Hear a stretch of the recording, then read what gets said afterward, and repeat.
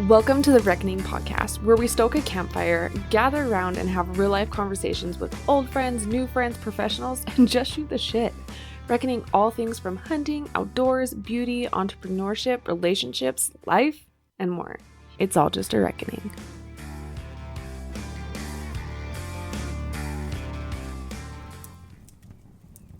Hey everyone, before we jump into today's episode, I wanted to bring back one of my absolute favorites. This conversation with Sidney Smith has stuck with me in so many ways. His story of overcoming adversity, losing his legs, and going on to crush Ironman competition is just powerful.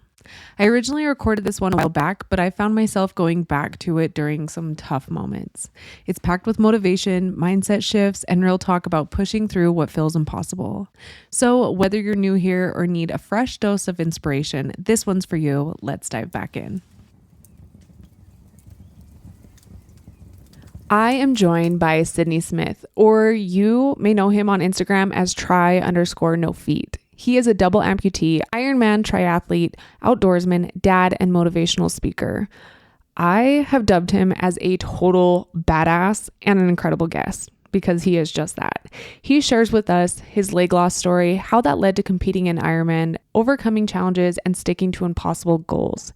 He also shares with us his recent outdoor adventures with hunting and fishing, and he shares his favorite recipes for smoking fish, which I love because it's been a long time since a guest shared a recipe with us, and you know we love to hear the recipes around here. Sidney and I also chat about Disabled Outdoorsmen and what he does with Do Utah organization, his and their upcoming adventures, and how you can help and participate in those, and so much more. I have to tell you, I was completely blown away by Sidney, his story, his outlook on life, and I had so much fun getting to chat with him. I know you're going to love this episode. You're going to have moments where you are just hitting the fillers and you feel inspired yourself.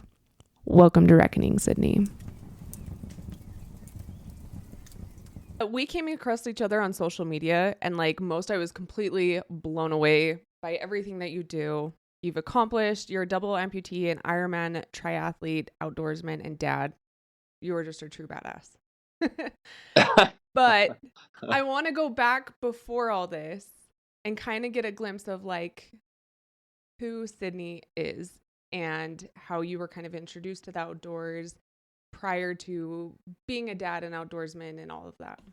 Yeah, sure. No, I appreciate the kindness on the intro. I wouldn't consider myself as a badass. I'm just trying to keep up with you. So. But I guess so. Who was I before I got into the outdoors? Is your original question, or at least who I am beginning. I grew up in Utah, so I've been in Utah my entire life. I grew up in the bubble, good old Provo, Utah. But as far as the outdoors goes, I've always been an outdoors kid. Hunting and fishing, something that my dad and my brothers, we've always done. It was kind of the big event in the fall to go deer hunting. But it really wasn't like, I guess most people say I'm obsessed with it now. That obsession didn't really take off until I was like, I don't know, late 20s, 30s, when I started, trying to be more active. And then especially when I lost my legs, then I was really obsessed with it because it was almost like I got a second life. But, I grew up, trying to do the best I can. I struggled with this disease that I was born with called Charcot-Marie tooth. And what it is, it's a progressive genetic muscular dystrophy that my type was very severe as far as it limited the ability and the transformation of my feet. And so I had a normal body when I was a kid, and then when I got older, I started struggling with the muscles, and then eventually the feet started breaking down, withering away, and had lots of surgeries, had lots of prosthetics orthotics to braces, kind of like what Forrest Gump wore, try to fix the problem, but eventually just got worse and worse. Got married and then had a few kids, and then eventually it got to the point where walking was a burden. To get to point A and point B was difficult. For example, like if I had to go to the back of the store, Walmart, I had to stop and sit down and rest at the dressing room just so I can Mm. get to the back of the store. And that's when I was like, you know what, this is not the kind of life I want to live. So um, that's when um, I, went to a bunch of specialists, and they said you can't really do much with your feet. He says like, so if you want to do a wheelchair, you can do that, or would you be interested in trying out um, prosthetics? And I was like, of course that's a big thought process to think about, but yeah, that's something that I felt, and my wife, we thought that that's going to be the best fit for us, even though I didn't know for sure that was going to work out, and I never even met an amputee, so I didn't even know what that was like. So um, that's just what we felt was the best decision. So 2015 is when that happened, and here I am today. Wow. That is, I've always wondered, like, as people do, like, what is the story behind like the leg loss? And it's so interesting to hear all that. And I can only imagine as parents sitting down and thinking about that and with your wife, like, that there was very deep conversations had before. That's not a decision that you make lightly. No, no, it definitely, like, at the same time it was kind of a relief because I was in so much Mm. pain, and it's just like you'll take whatever, like cut it off. What don't freak, I don't care. It's like just get rid of them. Just ready to live life. Yeah, ready to live life. But the part that got me the most worked up emotionally, spiritually, mentally was like just being the provider for the family. Like I Mm. had the job, I was going to work, I wanted to still do things that I wanted to do to be happy. I wanted to play with my kids. I still wanted to, be attracted to my wife, and all those things I wanted still, and I didn't know for sure if that was going to be around. And that's what kind of made me more nervous, more so than, how is this pain going to be like to be an amputee? Are people going to look at me different? Am I going to be treated different? I'm going to be on disability and not have a job. Like those things were there, but what was the biggest concern was, can I still be a provider? Can I still be the husband and father that my kids and wife signed up for? Mm-hmm. Which is totally understandable. Is there something where you go through like any kind of program prior to getting this done and after, like therapy, where you're able to work these feelings out? No, it's funny that you bring that up. Like it, I wish there was, because Mm-hmm. there's like, even today, there's still moments where, like, I'm not saying like I'm depressed by any means, but there's some moments that I wish that I was a little more prepared. Like there was a little bit of a shocker, and I wish that I would have reached out to more people, um, about more so my mental side of things. Because when I lost my legs, I did go through some, in the very beginning, I did went through some depression, anxiety, frustration, anger. Especially up leading to the surgery itself, because I was, I guess, more afraid of the unknown. Mm-hmm. Um, and then, today it's not something that is prominent as much, but it's still, I know, is there if I let it happen. Like if I let those demons start taking over my thoughts, then it can easily, I could fall back onto a woe is me approach. But for the most part, like that was the one thing, if I when I talk to people today that get my recommendation about amputation, I always say, hey, let's talk about this first to make sure that you're okay with it, because it's not something that you can change your mind on after the fact. Like, unfortunately, Mm-hmm. there's no technology yet like we have where we can grow our tails back. Yeah, So exactly. I think that's fantastic that you're willing to talk about it too, because like you said, being able to have somebody to rely on and have those deep conversations is so important. Is there kind of like a group that you're with that does these, like has these kind of conversations and is available for people that are considering amputation? yeah, yeah, there are some groups. Like I ended up joining like a Facebook group, but that was really hard for me because some of that was just full of a lot of people that were you know, mad at God, mad at everything, at their spouse, and some of them are really sad stories. Like statistically, there's a lot, with spinal cord injuries and amputations. There's a lot of divorces that happen. There's a lot of suicide that happens, and so some of the people there are struggling themselves, and there are a few that got it. So I've always been kind of cautious of who I've taught to, and there was a time that I just like I'm just going to deal with this on my own and find my own self through the pain and figure out how to overcome it myself. But I don't recommend that even now. As I think it's good to talk to somebody um, that can kind of help you through your everyday struggles. And these support groups are handy. Like there's just like an amputee support help group that on Facebook that they've given me tips, like if I broke something on my prosthetic, or if I'm having severe pain, like phantom pain in certain areas, or my skin's breaking down. Some of these advanced amputees were able to help me, like how to heal quickly, or ways to negate phantom pain ideas, to try and trick the brain into thinking that you are missing a limb, when really sometimes I get these sensations where I can still feel my feet, and like someone's poking at them and that kind of stuff. So. Sure, it is definitely just finding someone that is in a good place that you can talk to versus getting bogged down with all the negativity as well. Yeah, there's a lot of that. I feel bad for people that um, are just so super negative, and I understand pain is a driving force in people being negative, but it doesn't have to be. I try to use a lot of my pain as motivation to try to get better.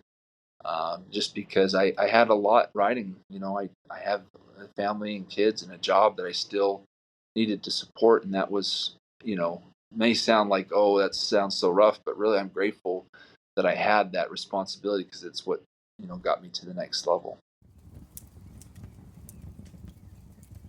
If you follow me, or Cody for that matter, on social media, hell, even just listen to our gear recommendations on the show, you have heard and seen this company numerous times. That's Sheep Feet. Sheep Feet is known for customized orthotics to your feet and your boot. Each pair of orthotics they make is different and 100% custom to each person's feet. Their process gives them a precise replica of your foot, which allows them to make high quality orthotics specifically for you. Each pair is handmade and constructed in the USA. I'm telling you, having Sheep Feet in your boots, you don't know what you're missing until you have them. And then you're like, how did I ever do anything without these? It makes a huge difference to up your gear. And now they have my favorite hoodie of all time. It's been decided. It's official. The Hideout hoodie. You have seen me in this probably too much, but I don't really care. I'm just going to keep wearing it. I have it in black, which is my go-to, and also green, which is perfect for the mountain. I love this for a hunting layer, or honestly, just day to day, especially for the gym. The Hideout pocket, honestly, is what sold me at first. It is Sherpa lined and also water and wind proof, making it a built-in hand warmer. Mummy likey. Crafted from durable grid fleece, it keeps you cooler when moving and warmer when you're not. It has zipper pockets to keep items secure, and a fitted high zip hoodie for added utility. It's real perfect to hide from the wind, or just when you're over for the day feeling a little emo from all the people. But I really do like it to go up high over for the wind. And it has comfortable thumb holes. If you know, you know. This is perfect for hunters who love versatility in a single piece of gear, no matter the season of the hunt. Sheep Feet also released their Stealth Bombers last fall, and these are the ultimate stalking and hunting shoe. You're definitely gonna want to check these out now before it gets too close to bow season. These are a hot commodity. Plus, they have some other awesome apparel like shirts, and something coming down the pipeline that I'm excited to share with you guys when it drops. We've been lucky enough to be field testing some of it. Listen, don't settle for anything less than custom. Be sure to check it all out at sheepfeetoutdoors.com. They have hooked you guys up with 10% off too. Plus, Sheep Feet are HSA and FSA card approved. Go to sheepfeetoutdoors.com and use our code RECKONING for 10% off. Again, that's sheepfeetoutdoors.com and use our code RECKONING, RECKONING, ING for 10% off your next order. Once you go through that surgery, I'm sure your recovery is very long. Can you kind of walk us through what that looks like before you start into triathlons? Yeah, for sure. Yeah, the recovery can be tough. I feel blessed. For me, recovery was well. I talked to some amputee experts as far as doctors and prosthetists. My recovery for a bilateral, that's what you call a double amputee. Usually, it takes quite some time for them to adjust to walking, and then of course your limbs to adjust to the shape of the socket, the inflammation, the nerves, all those things of being weight bearing on a stump takes time. Some don't go so well. Sometimes they have to do new surgeries with the nerves, or if it's you lose a limb to trauma, there's a lot more versus surgical. And so for me, I did have a couple bumps in the road.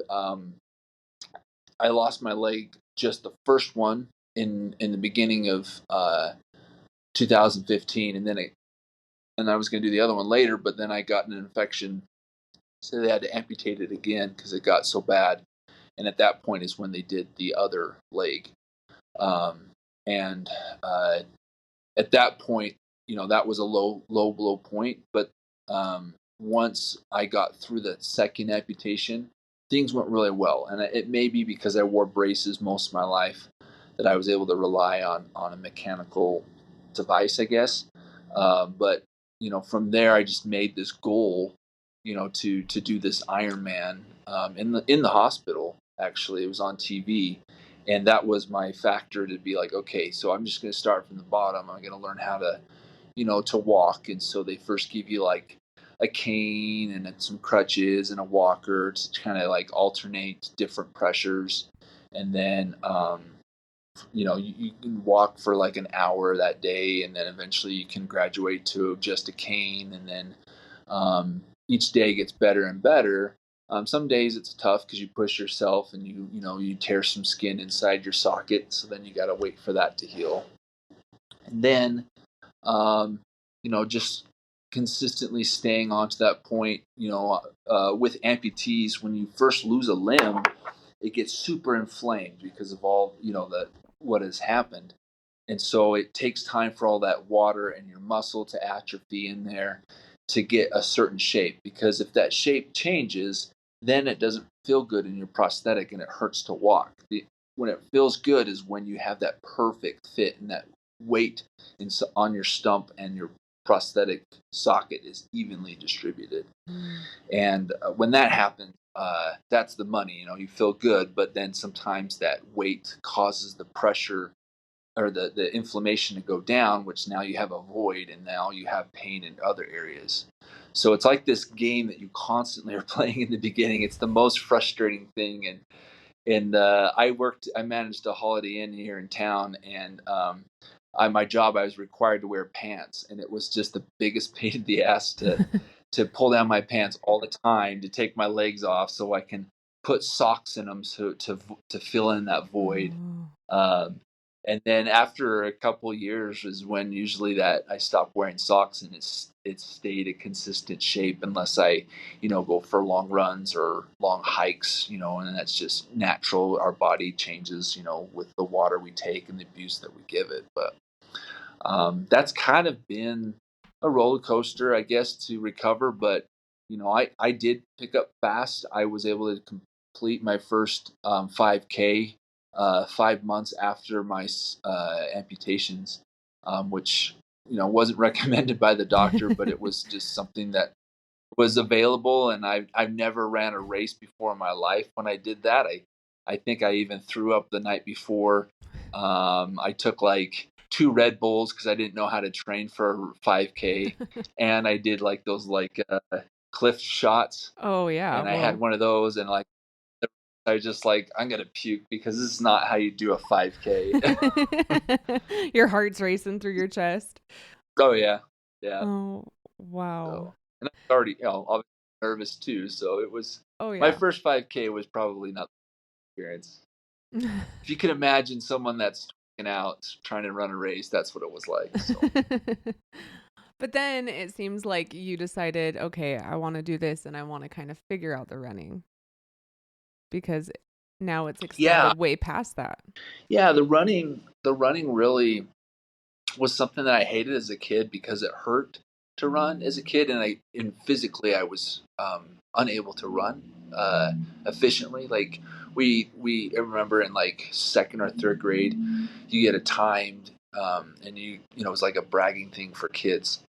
Where in PE class you had to run around the soccer field, and I was the last kid. And now I kind of want a rematch against all those kids that I love. Bring it on. Uh, but yeah, I know, because now I love running, and a lot of it, I've had some good things go my way. I got a sponsorship through a organization called Amputee Blade Runners, Mm. which they allow, if you're an athlete or someone that wants to run, really, you don't even have to be an athlete. Um, uh, I can get, if there's any amputees listening to this, if they're interested in running, please reach out to me, because this organization provides free running prosthetics where normally your insurance wouldn't cover, which is a whole nother topic if you want to go down the road. We don't need to, I but can only imagine. insurances won't cover prosthetics. Yeah, and this company did, and so I flew out to Nashville, got fitted for running prosthetics, and from there it was just gangbusters. Where I started doing half marathons, and um, I pursued the goal of doing the triathlons, half Ironmans, and then eventually competed in a full Ironman. Wow. And when was your first full Ironman? It was November 2019, so it was the last race right before COVID, and Florida. And 6 months prior to that race, I had an infection similar to the one where they had to reamputate. Part of the problems when I first had my infection in the beginning of my surgeries, I didn't understand what was happening to my body. I just assumed, you're losing a limb, you're going to feel like, crap. You're going to get, your skin's going to turn yellow and you're going to have a fever. Well, I caught on to that the second time, went to the doctor, and they saved my limb, but we did have to drain it and cut open, and that put me out. I thought for sure that was the end of my race, and I just had a really good coach, and I was very stubborn too. And we decided that we were going to train harder on the bike and the swim, and then bring into the running towards the end. And that honestly was the ticket. Like on the race, I crushed it on the swim and the bike, and then I had the whole rest of the day to finish the run. So So cool. And what is that like? Because you were mentioning that you have blades for running. Are you having to switch out as you go from one event to the other, like from running to swimming to biking? Is that add yeah, another element that most people aren't worried about? yeah, yeah. With triathlons, they have certain rules Mm-hmm. for amputees, and they've kind of modded them over the years, because there's been a few more or challenge athletes is what I call them, amputees that are in competing. So for swimming, I really was trying to push for them to make like some kind of mermaid fin of some sort, That'd be sweet. process like that.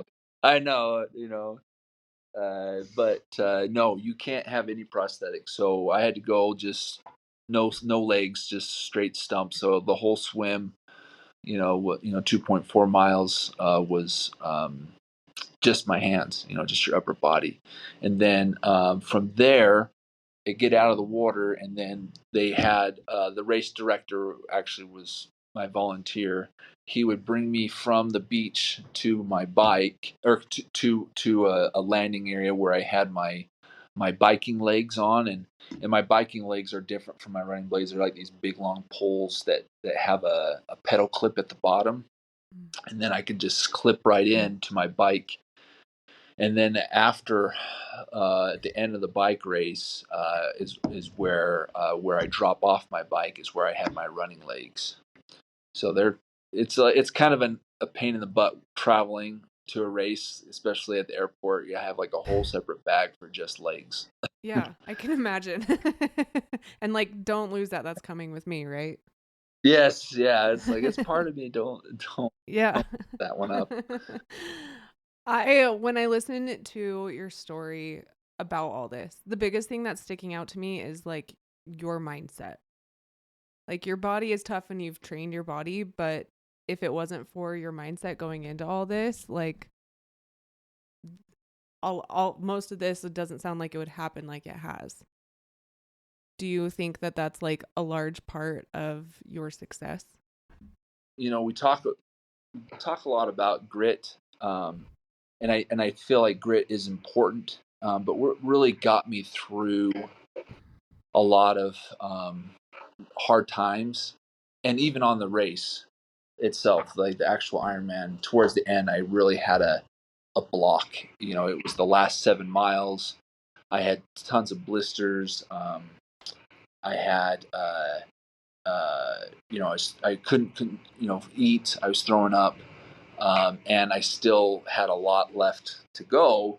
And the race itself, you can't just walk it through because they cut you off at certain time. So I had to finish under 17 hours.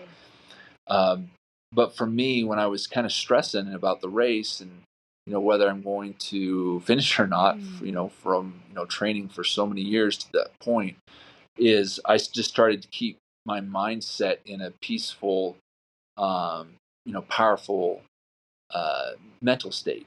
And when I think of thoughts, the most powerful feeling that us humans can have is love. The second most powerful, in my opinion, is gratitude. And I just sat there and started thinking about the things that I was grateful for, on that race. And it's worked for me through, getting over depression and other surgeries that I had to deal with as an amputee. But on the race, I was just thinking about, things that I still had, like my hands and my family and my eyesight, and I had a job, and just the opportunity that I was able to be there in Florida racing, fulfilling this dream I've had for so many years and doing something I never thought was possible in my entire life. And I was feeling very grateful. And then I started thinking about other parts of my bodies, and I got down to my feet, and I started thinking, this is something that I trained my brain to be angry about, of given this awful situation. I for a moment I even blamed God for giving me a curse of some sort. But then I started thinking about what my feet has done for me, especially as of recently. And I don't think I would have ever thought about doing an Ironman. I wouldn't have not met so many people in my life and opportunities that have come my way. My relationship with Mountain Ops and other organizations, and then I, thinking of friendships that I've made and people that I've helped, and the lessons that I've learned in life, like patience, and which has made me a better spouse and a better employee and a better employer. All those things I've learned from this trial of my legs. And as I was just thinking about all these things, my legs were moving faster and faster, and I was able to gain a faster pace the last 7 miles, to where I was able to finish the race just by holding on to that, gratitude mindset, which, like I said, is a very, very powerful feeling that the mind can have. I agree. That is such a powerful story, and it goes to show genuinely how strong the mind can be. Like mind over matter. And it's amazing what your mind can do and make your body do with it because it's stronger than what you Yep. think. It takes lots of practice. It doesn't happen overnight, but yeah, the mind is just like a muscle. It still needs to be trained. Mm-hmm. Are there things that you do to train your mind? Yeah, you know, Like practices you do? um, I did the 75 hard not too long ago. I don't know if you've heard of that program. Those things like that. I like to keep big goals in mind. You know, um, right now I'm still running, but I'm doing a lot of weightlifting. That's been a kind of a new passion that I've been, kind of explored to see what your body can handle, muscle that you can gain, things that I've always wanted to do. Climbed mountains. I've dabbled on the idea of getting my master's degree, um, swimming across the English Channel, so that's from France to England. These are all things that I've kind of gathered into my Wow. goal sets, kind of a 5-year plan on things I want to accomplish. Those things are just constantly setting goals, big goals, and then crossing them off and moving on to the next one. Don't think about. In fact, sometimes I'll, like, for the Ironman, I started thinking, what I'm going to do next before I even finish the race. I think that's pretty good, because I don't think it's good to have a break, because that can get also very comfortable to get into that break. That's why a lot of times you see people go on these big yo-yo diet plans, is they they let it Mm-hmm. slide, and it's so fast how bad we can get into a pit without even knowing it. Yes, exactly. I think it's good too, like once you start pushing yourself, it's amazing how, like you're saying, these bigger goals and aspirations you start setting for yourself. You're like, well, I did that. Wonder if I can do Yep. this. Yep. So you also work with, like, it's called Do Utah, correct? Yes. Yep. Yep. Do Utah. It's a Okay. nonprofit. Yep.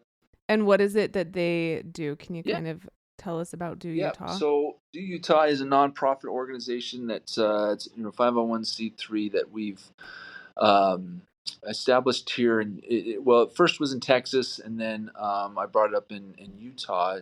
We started our own chapter, um, and by doing so, it makes it easier. Although we do work closely with other chapters like the one in Texas, but here in Utah, we provide outdoor experiences for people that are disabled or have their own challenges, and we do anything from hunting to fishing, guide them on and mentor them on uh, an outdoor lifestyle. Like, it's not just, we don't really want to encourage people to come hunt with us just so they can pull the trigger.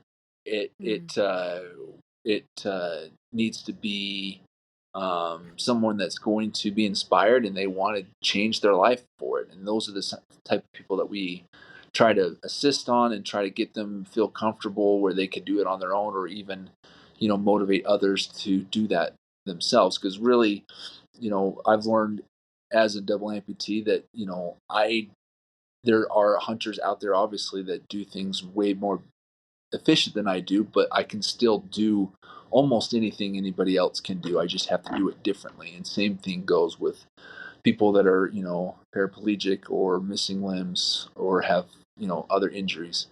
And so we try to give those people the opportunity. We have lots of equipment. We do events. Like we recently did a youth shed hunt where we got kids, and they were able to find a bunch of sheds, and we had about 30 disabled kids, and they thought that was the coolest thing ever to find these sheds, and it was awesome. And then this fall we're planning on looking at about 20 big game hunts that we mentor and guide on, and get people going in the outdoors. That's incredible. And so you're just really kind of helping introduce them and give them the tools in their toolbox essentially to go out and be able to do it. Tools and confidence. There's a lot of people even now that I know are outdoorsmen that are disabled. I'm like, there's actually a lot of programs, states that offer uh, better opportunities for people that are disabled. For example, in Utah, you have the opportunity to, on a general tag, you can hunt, as long as you qualify, you can hunt 5 days early. In New Mexico, you have a special draw. Mm. In Wyoming, you can hunt a few days early on a draw tag, and there's other states that offer tags at discount, or special units that are just for disabled individuals, and a lot of people don't know about that.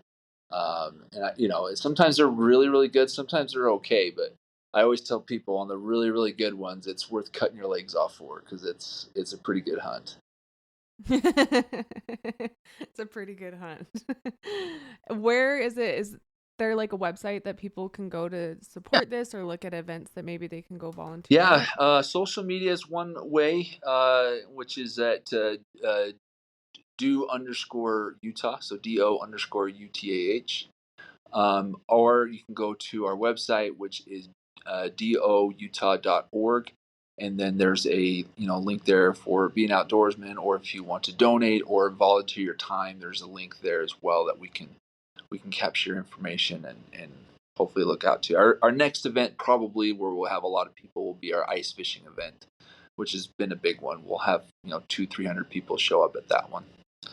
So, and that usually falls in January. Awesome. And where's that usually hosted? Um, we talked about another location closer to Salt Lake. The only problem is that those ice doesn't melt Mm. as quickly. So the last 2 years we've done it out here in Mm-hmm. Vernal, where I live, and we've had a pretty good turnout. So Okay. I guess to be announced on where it's going to be, but it's probably going to be either in Salt Lake area Yeah. or over here. Yeah. Well, and that's true. I mean, Like if we had the winter like we had last year, go right. anywhere. Anywhere. That's what I was going to say. Yeah.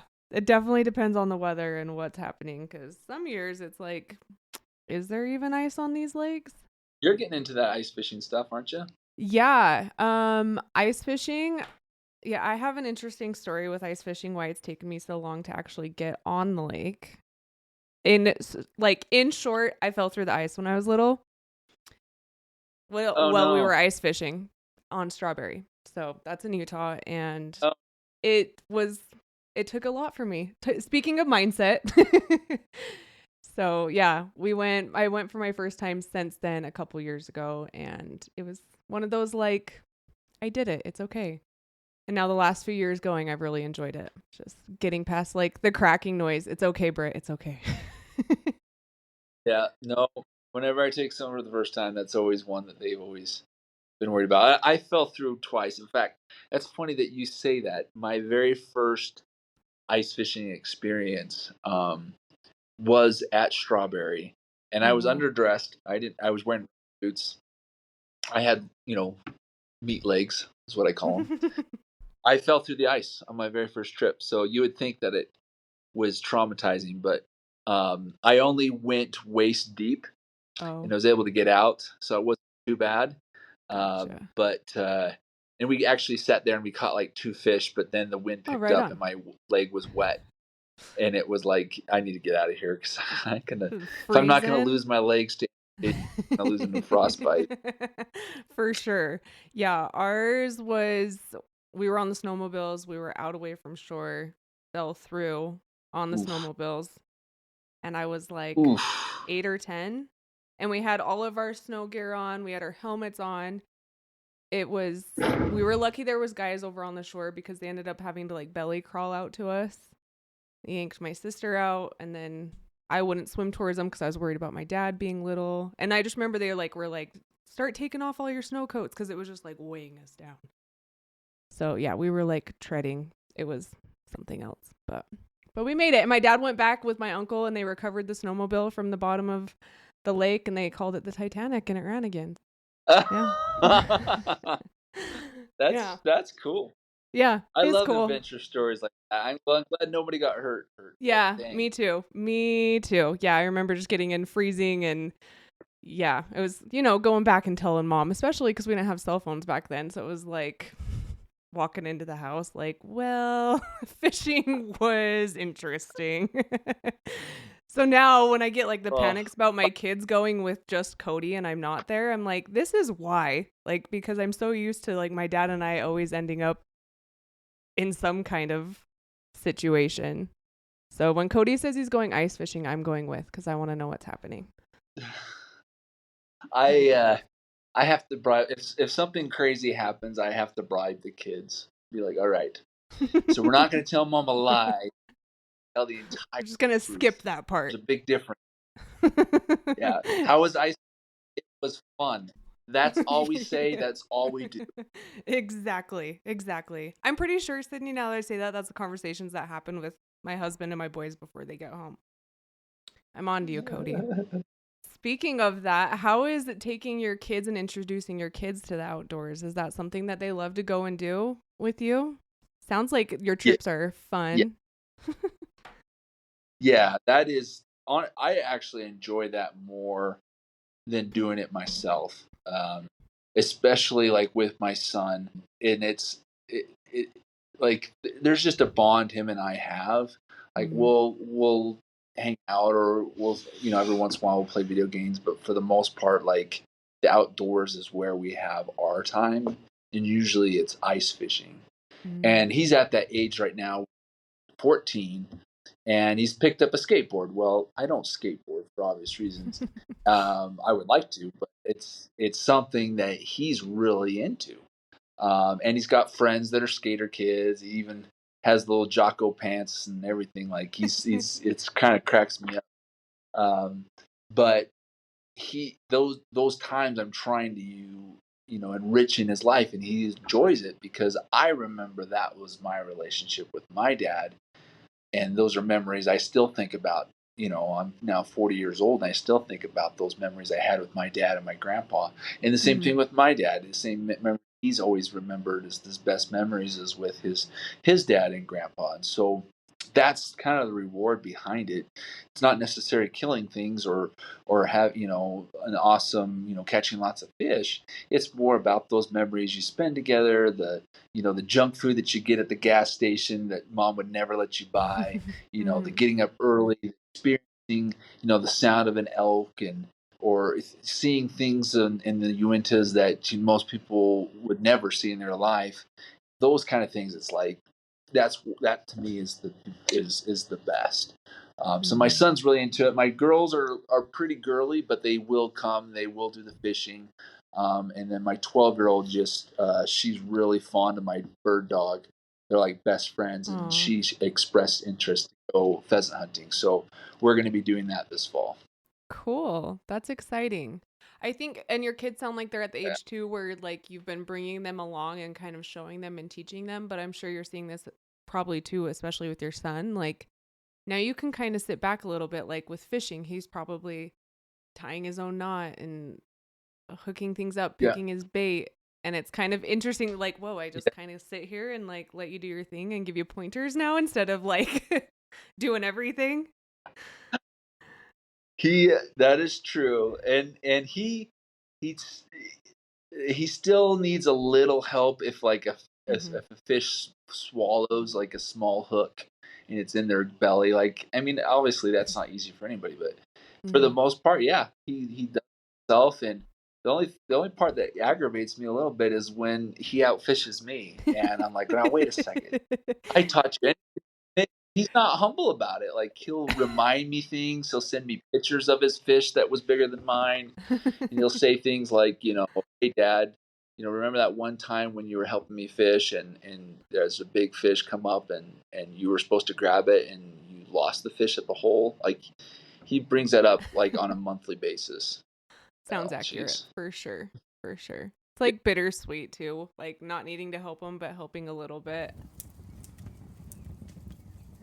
What's an adventure without a healthy lifestyle, supplements, and apparel to support you? I'll tell you, it's hard. Here at Reckoning, we want to be able to go longer, harder, farther with our adventures, all while being able to enjoy ourselves and push our limits. Mountain Ops helps support our lifestyle with their top of the line supplements and apparel, whether that's day to day life, on the mountain, or at the lake. Some of our favorite products to help support the whole family, including the kids, are Hydrate. My boys love the Hydrate and the flavors, whether it's for sports, hiking, or again, just like day to day life when they know they need a little more hydration. Immune gummies for obvious reasons, and they taste so good. And you guys already know I'm going to say it. We've got these shoved in every nook and cranny and bag around us, and that's their performance bars. We really love the caramel crunch, and I also am digging the peanut butter one lately. We love all their apparel. You'll catch us rocking their hoodies right now as we're in the transition months. I'm continuing to be like, dude, Coop, where's my hoodie, man? But I guess Cody's asking me the same thing because I keep stealing his. So I guess it's fair. It's only fair. Speaking of Cody, things that him and I really love are, I'm going to tell you guys this again. I can't say it enough. The slumber gummies. We look forward to every night about like 9 o'clock, getting the kids to bed, cheering our little tart cherry juice gummies, taking them and having a deep, restful sleep without my mind racing a million miles an hour, and then waking up in the morning refreshed and ready to conquer the day. We also love the Ignite. I'm a big fan of the Ignite Light. Such a good sipper, especially as you're like hanging out at camp or driving around. And I am also learning more about creatine, and so far I'm really loving the benefits. I'll keep you guys posted on all that.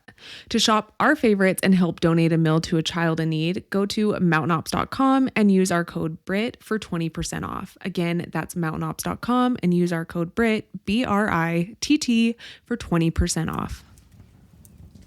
Now is the time to start planning for all those incredible outdoor adventures you're about to go on. Whether it's hitting up the ball fields for all the sports coming up, shed hunting, camping, or going to the lake, you're going to need to bring drinks and food. It's a necessity. Where are you going to put all that? In a cooler that you can easily lift because it's ultra lightweight? Are you going to be able to keep your drinks and food organized? Your snacks easily accessible without having to dig through the ice only to find it soggy? There's nothing worse. How about knowing that your cooler can float upright every time? No? Because I am with my Rugged Road cooler.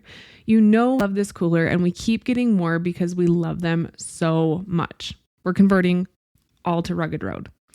It's durable and it has top of the line ice retention. We go to some hot places here in Utah during the spring and summer. If you're needing to upgrade your cooler, go to ruggedroadoutdoors.com/long for 10% off your next ultra lightweight, organized, floatable cooler. Tell them we sent you. That's ruggedroadoutdoors.com and use our code LONG, LONG, for 10% off your next cooler. And you're quite the fisherman. Yeah. There's one thing that like Cody and I can admit, we're not the best. Like, we'll fish, we'll try, but we sit and look at your pictures, and all the time Cody's like, what the hell? Like, we need to fish like Sidney. Is fishing something you grew up with?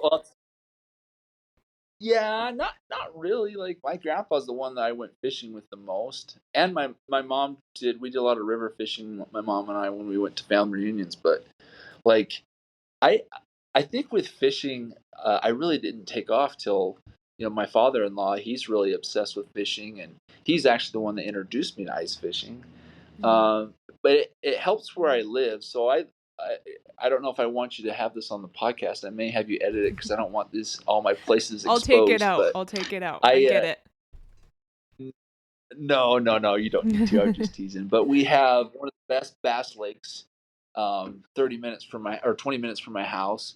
I have a really good fishery that has bluegill the size of your face, and 18, 21 to 22 inches of trout, 20 to 30 minutes away.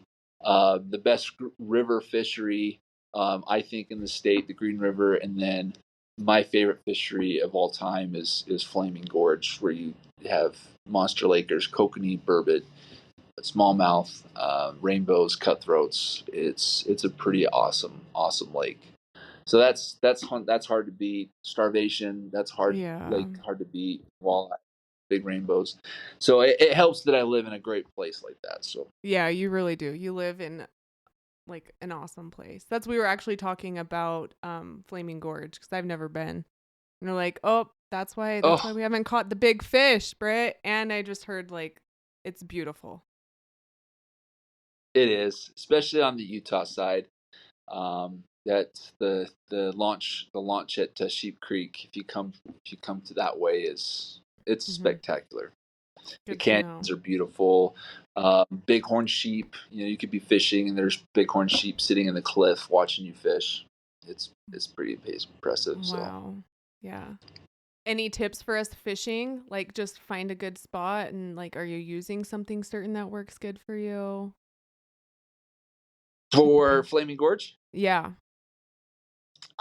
I would say the best way to get introduced to fishing the gorge is doing it on the ice. Really? And if you have yep. I started to Just get be itchy all over unless you again. have a yeah, yeah. Unless you have a boat that has proper equipment, downriggers, Oh. you could still do it with jigging.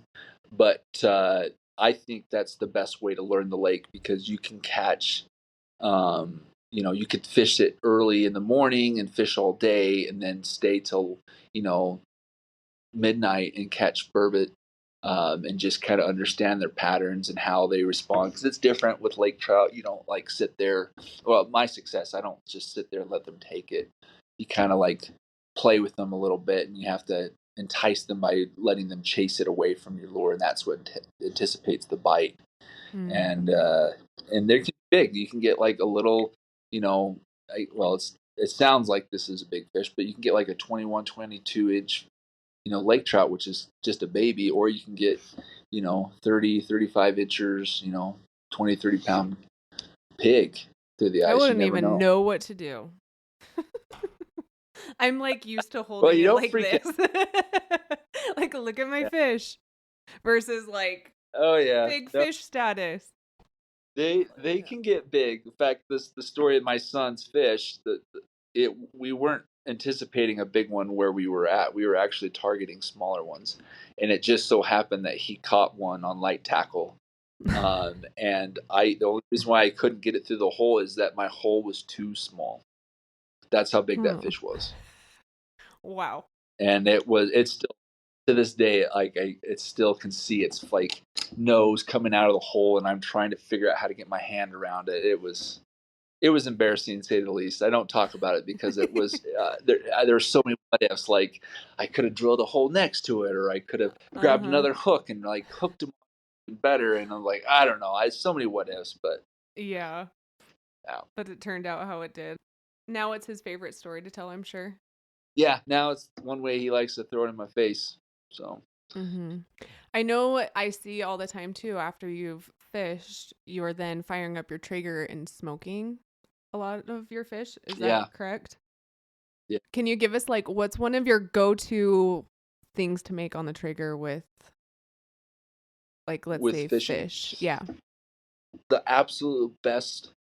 Like, I mean, I like it. I mean, I'm not trying to brag, but I like it better than anything in a restaurant. Mm. Is cedar plank, kokanee salmon. So you soak the cedar wood so it is kind of soggy a little bit, Mm-hmm. and then when you smoke it, you actually smoke it at a mid to high level because you don't want to dry it out. But fish absorbs the smoke super well. I Mm. usually use like a oak or alder wood, and then I've been trying with different seasonings. Chad Mendez has a pretty good seasoning that kind of has a ginger flavor to it. Hush has one that's a lemon pepper one. Traeger has some really good ones. It's called the Everything Rub, and just basically a light brush of mayonnaise, and then I just sprinkle that on there, and then I mean you can be eating some of the best fish of your life within 20, 30 minutes after Oh that. yeah. What are you usually smoking it at? Like temperature wise. 375, 350 to Okay. 375. Mm-hmm. So That it not sounds good. if it just depends if I want to eat it right off the grill. If I'm going to do a cold smoke, which means I'll smoke it for a lot longer. I'll go like Mm. 180 and then let it get to temperature longer, and then I'll put it in the fridge or even the freezer, and then you just open it up, and I don't even heat it. It's just like eating candy at that point. Oh yum. Yeah. Ooh, definitely gonna try that. I don't know if I have smoked anything on a plank on my Traeger. I've done it with my father-in-law, but I need to get that out and definitely do that because that sounds delicious. Oh, it's good. And then I throw on a little mango salsa on top of that, and Oh, that yum. makes it even Are better. you making that homemade? No, Oh, no, I don't. Not that tedious to make mango salsa, but I just buy it at the store. got it. I was like, wow, you are quite the chef. No, no, not there yet. I know you just finished up a bear hunt in Idaho, I believe, right? Yeah, I think we were hunting the same time because I was in bear camp when you posted your picture, Oh, and I yeah. was with my guide. He's like, "Holy crap!" It's like, yeah, I don't get it. I didn't even think there were that many big bears like that in Utah. But Yeah. that was a beautiful bear, and I think I Thank sent you a you. picture of one. That I mean, I was bear jealous. I don't know if that's a word, berry jelly, Yeah, berry but jelly. I because that color cinnamon color was the exact bear that we were trying to get him to like we thought we had him patterned, and like Mhm. he would show up at like 11 o'clock at night, which is obviously too dark to shoot, and Yeah. then like he'd show up again at 4:30 in the morning, which was up there in northern Idaho was actually light enough to shoot Oh wow. pretty well, like 4:45. So we were sitting there at 3 the next morning. So I was just like, oh my gosh, like I Dude, bears cannot are get this smart. bear pattern. I know. It's like a We whole had different kind of hunt. fruity pebbles. Oh, we tried everything, and like the sows would come and the cubs, Mhm. but Yep. which was good because that would help bring the boars in. But the Mhm. boars would never come. We were either there on that bait pile, or almost all of them would come at like midnight to 3 in the morning. I I mean, it know. would just be like a bear fest. Oh yeah. It's so frustrating. Like going back and looking at the trail camera pictures and we'd be like we sat in the tree stand for a week, which was very cool to be able to like actually sit and watch bears and listen to them and get an idea of everything. And same, we had a mom with 2 cubs coming in every day. But then you would leave, we'd walk out and leave, and then you would check trail cam pictures and it's like 20 minutes after you leave till right before light. They're in there all night. And it's like, oh my gosh. Yep. But they're smart. They are smart Yeah. creatures. So you didn't Oh, end up getting you one. nope. Damn. I got an invite to come back in the fall, which Perfect. hopefully I have enough time off work to do that. But it's I don't know. He also invited my son, the guy that I was hunting with, so we might try that. Um, the I've never shot a bear or even hunted for bear or even been a part of a bear hunt, so I had no idea what we were getting into. Yeah, it's a We whole new did. There was a experience. hound. Oh yeah, oh yeah, there was a houndsman that he had contacted that was up there and had called us and said that they got a bear on a run. We couldn't shoot it. There were certain rules in Idaho. You need a special uh, tag, but Mm-hmm. we were able to see it, and that was exhilarating. We got the bobcats, or not bobcats, cougars that were treed, Oh, and I've cool. never experienced that. Like I always find it entertaining. Like I'm coming home from Flaming Gorge, fishing for burbot at night at 2 in the morning, and there's a snowstorm, and it's like negative 20 degrees, and here are these guys in their trucks with their dogs hanging out of their Toyota, and they're driving real slow. Oh man, houndsmen are a different breed. Oh well, yeah. I mean, I don't even like the word hunting doesn't even like come to mind. They're almost like yeah, they are hunters, but I wouldn't compare them to like an elk hunter. Like they have this whole nother obsession, and they're like different dudes. Like I'm Oh not saying yeah. they're bad. Like I like hounds, Yeah. but like I wouldn't put them in the same category. They're that much different than your typical, you know, Mm-hmm. your West, big that type of thing. But I get it. Like I can see why they love it so much, and it's awesome. Like some people that are avid fishermen, they don't understand why I'm obsessed with ice fishing. And Yeah. I mean, I just tell them, it's like, well, I don't get cold feet. That's my favorite thing. So There you go. everyone has their own quirk. Yeah, there you go. Silver linings. You mentioned that you're going to be possibly going back for the bear hunt in the fall. Do you have any other fun upcoming adventures? Yeah, yeah. I have my son and I both drew third season Colorado Oh, nice. mule deer on the eastern side of the state, and then I also drew an antelope tag, but I don't think I could afford to do both, so I may turn that one back in. Mm. And then uh, I'm mentoring a young man on Diamond Mountain, which is a limited entry um, tag. That's kind of been my big hunt this year for disabled outdoorsmen. It's kind of a sad one because he's my son's age. Mm. We took him out pheasant hunting. He's just a sweet kid. Just a nice kid, but unfortunately he's has a rare disease that this will be his last year hunting because he is terminal. And so this will be a very special hunt that this year for him. Another big hunt that I have planned is my dad drew a Boulder elk tag, and that one he's waited like 26 years. And this one I'm really excited about just because my dad's never shot an elk before. We've always shot deer because he's always put in for Utah. You know how that goes. Oh yeah. And he finally drew this tag, but unfortunately, a couple of years ago, he had a heart attack, and it's kind of put him back physically, mentally. So it will be a challenge. So even though this is arguably the best unit in the state for elk, we're not looking for Mr. 400. We're just looking for a mature bull, and get some to bugle, and we may be done in the first morning. Yeah. Who knows? Hey, sometimes that's the way to go. I like hearing all these hunts you have coming up. I am rooting for you and everyone that you're taking out. It sounds like it's going to be an incredible fall. Well, it sounds like you guys are going to be an incredible fall. I think I need to go to Vegas with you guys. I know, huh? Our luck is just like on So, fire lately. Except for, you know what? We didn't draw anything in the state of Utah for actual like big game hunts. So, but I'm like, it's okay, Cody. We can take that.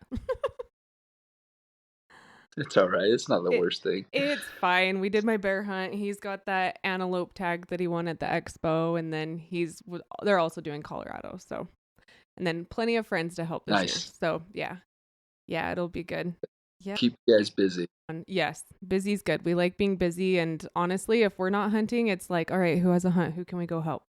And I think that's the beauty of hunting, as you know, is like sometimes it's even more like, yes, having your own tag is fun, but man, getting out and helping someone else is awesome. Oh, especially in the disabled community, because I mean, to them, I helped a young man that was that killed a antelope doe. And to the big game community, you have your, I don't know, your bison number one maybe, and your elk two, and then you have your deer, and then you have your squirrels, and then you have your antelope does. Yeah. Ooh, And but they're he tasty. shot that. Oh, they are good. I mean, a little facetious, but like for him, when he shot that thing, it looked like he shot like a 400-inch bull. Like he was that ecstatic. Which makes you that excited too. Oh yeah, that's all like I when he shot it, I was like, yeah, sweet. And then when I saw his excitement, I was like, oh my gosh, I remember that. Like when I first shot my first 2 point when I was 14. It's like I remember that feeling, shaking and stuff like that. So Uh-huh. like I get that, 100%. So that is good that you're out there helping people. I hate that feeling when you're in the fall. My wife likes to go camping, and Mm-hmm. we're up there in September, and the leaves are changing, and I'm not hunting. I'm just supposed to enjoy the mountain. Yeah. Major Like FOMO. I can't. Yeah, yeah, yeah, yeah. Yeah, we like getting out and helping, and it's one of those things too, like, I don't know. When you just love it that much and it's, as you know, something that just soothes the soul and like that's just where we're happy, it's hard not to go there. Yeah. And it's one of those things too, like it's not the reason why we go help. We help because we care about these people and we enjoy it. But it always comes back around, like, it's Oh kind yeah. of like the circle of helping everybody out. Like, I'll come help you, and then maybe one day, like, you find out who your friends are, kind of a thing. Exactly. No, I've made so many good relationships, so many opportunities I never thought I would have just by helping people. And in fact, I got one yesterday or last week. The guy just said, "Hey, I noticed you help a lot of people. I would love to help you." And I'm like, "You don't need to do that." And he says, "No, no, no. I got this property in Idaho with lots of ducks. Would you and your son and your dog love to come hunt ducks?" I'm like, "Oh man, Yeah. of course, yes." Of course. I know. It is cool. It's funny the friends that you make over the time and like, and then when you look back and be like, that's weird. I ran in like our friendship has been going this long and you're just someone that I ran into on the mountain and decided to like help me look for an elk. It's pretty cool the Yep. relationships that can be made. Definitely. Sid, I appreciate you taking the time to chat with us. I could just seriously keep talking to you all day and learn so much from you. Yeah, I well, appreciate likewise. it. I'd love to hang out, guys. You seem like a really cool family that loves the outdoors. So if you ever come to Vernal, please look us up and we'll go fishing. Yeah, I will for sure. I will take you up on that. It'd be fun. Okay, let's do it. Yeah, let's do it. Where can everyone find you and the website, or how can they help with Do Utah? Give us all the details. Yeah, so with Do Utah, it's doutah.org. If you go on there, that's probably the best way. With it has the links that you could, volunteer your time or donate. Amputee Blade Runners, if you want, you could DM me, or they're at amputeebladerunners.com for those amputees that might be listening. And then, or if you know an amputee that wants to run, or just me, I social media, Instagram probably is the best. That's TRI_no feet, NOFEET. Perfect. No feet. And people you do like speaking engagements too, correct? Yes, yeah, correct. If you want, I keep forgetting to bring that up. It's when we start talking hunting, my mind's not thinking I about know, other huh? things. So I do public speaking. I share my story. I talk a little bit, kind of what we talked about today, but I bring in more other aspects such as like faith and purpose and failures, on top of gratitude and finding your inner heroes. So I usually speak for anywhere from 45 minutes to an hour. But yeah, I've traveled a little bit for it. I usually am free to do that as long as it works well with my work schedule. So if someone's interested, please reach out there too. Well, Sid, I look forward to meeting you and hanging out in person sometime. And you're always welcome to come back on the podcast if you have any. We'll follow up with you maybe in the fall and see how your hunts go, or before the ice fishing event. And yeah, we'd love to come out and help. Let's do it. Love to have you. Please don't forget to subscribe. If you're listening to us on Apple Podcasts, leave a 5-star rating and review. It seriously helps more than you know. If you took something away from this podcast or you enjoyed it, please take a screenshot of you listening to it or a selfie and tag us on Instagram at The Reckoning Podcast or me at Brittany.long. We're excited to chat with you next week.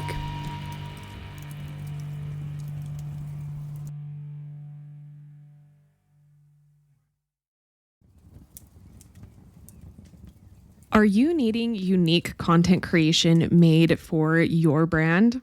Many of you might not know this, but with close to a decade's worth of experience in marketing and social media, I finally decided to set out on my own. I've helped other influencers reach over 6 figures in revenue with my business, website, and Pinterest marketing management. But I saw a gap within the outdoor community when it comes to females and families outdoors. I'm the girl that feels sexiest when outdoors covered in dirt. But I also love beauty and fashion off the mountain, sometimes on. Cleaning up like you wouldn't believe and encouraging others. There is nothing wrong with loving both. Here at Reckoning, we bring adventures and nature to others through not only photo and video, but audio as well. Entertaining and educating through stories being shared, inspiring others to either start or go on their next adventure with a new sense of confidence from the information or gear they obtained through our content. We offer a unique perspective from a him and her view, plus an outdoor family dynamic. Our content created resonates with those that find solace in the outdoors, including generational and new outdoorsmen. They are brand aware and shop at brands like Vortex, Mountain Ops, Thrive Market, Shills, Amazon, and Ulta. They have other fantastic qualities. You guys seriously are the best. They like being ambitious on and off the mountain and appreciate content like video and audio. Again, if you are wanting unique content creation or branded podcast ad reads created for your brand, learn more at thereckoningpodcast.com/media-kit. Again, if you're wanting to create that unique content creation, go to thereckoningpodcast.com/media-kit.